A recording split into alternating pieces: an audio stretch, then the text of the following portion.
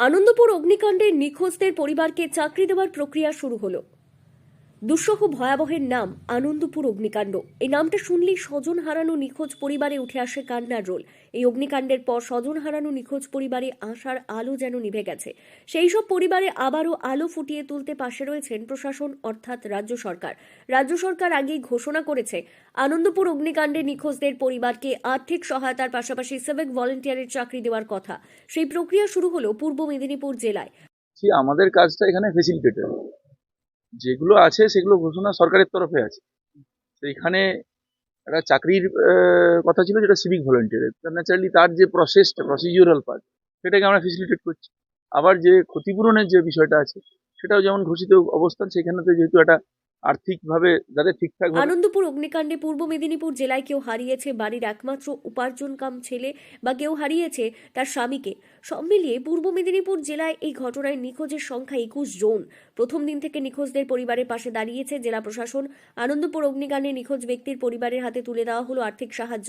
রাজ্যের মুখ্যমন্ত্রী ঘোষণা করেছিলেন নিখোঁজ ব্যক্তির পরিবারের সদস্যদের একজন করে চাকরি এবং তাদের ক্ষতিপূরণ বাবদ আর্থিক সাহায্য করা হবে। সেই মতো এই 10 লক্ষ টাকার চেক তুলে দেওয়া হলো। ক্ষতিগ্রস্ত পরিবারগুলির পরিবারের একজনকে চাকরি দেওয়ার প্রক্রিয়া শুরু হয়েছে বলে দাবি জেলা পুলিশ প্রশাসনের। এ বিষয়ে পূর্ব মেদিনীপুর জেলা পুলিশের ভারপ্রাপ্ত পুলিশ সুপার মিতুন কুমার দে বলেন, সরকারের পক্ষ থেকে যে সমস্ত সাহায্য ঘোষণা করা হয়েছিল সেই অনুযায়ী পরিবারের একজন সদস্যকে চাকরি দেওয়ার প্রক্রিয়া চলছে। নিখোঁজ পরিবারের একজন সদস্যের নিয়ম মাফিক নথিপত্র নেওয়া হয়েছে। কত টাকা দিয়েছে?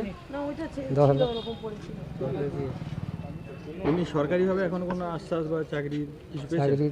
দিবে বলে তো বলেছে আমার বৌমাকে, কি হয় কোনো তথ্য নিয়েছে আগে? সিভিল পুলিশের চাকরি দিবে বলে শুনেছি, তো কি হয়। আপনার নাম? চিত্তরঞ্জন মান্না। পাশাপাশি তাদের হাতে আর্থিক সাহায্যের চেক তুলে দেওয়া হয়েছে। প্রশাসন এই পরিবারগুলির পাশে রয়েছে। নিখোঁজদের পরিচয় জানতে ইতিমধ্যেই পরিবারের সদস্যদের কাছ থেকে ডিএনএ নমুনা সংগ্রহ করা হয়েছে।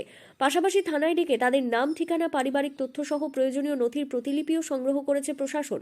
অন্যদিকে নিখোঁজ শ্রমিক গুরুপদ সাউয়ের স্ত্রী স্বপ্না সাউ বলেন, আমার স্বামী ছিলেন পরিবারের একমাত্র উপার্জনক্ষম ব্যক্তি।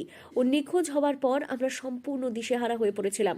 সরকারের এই আর্থিক সাহায্য আমাদের জীবনে কিছুটা স্বস্তি এনে দিল।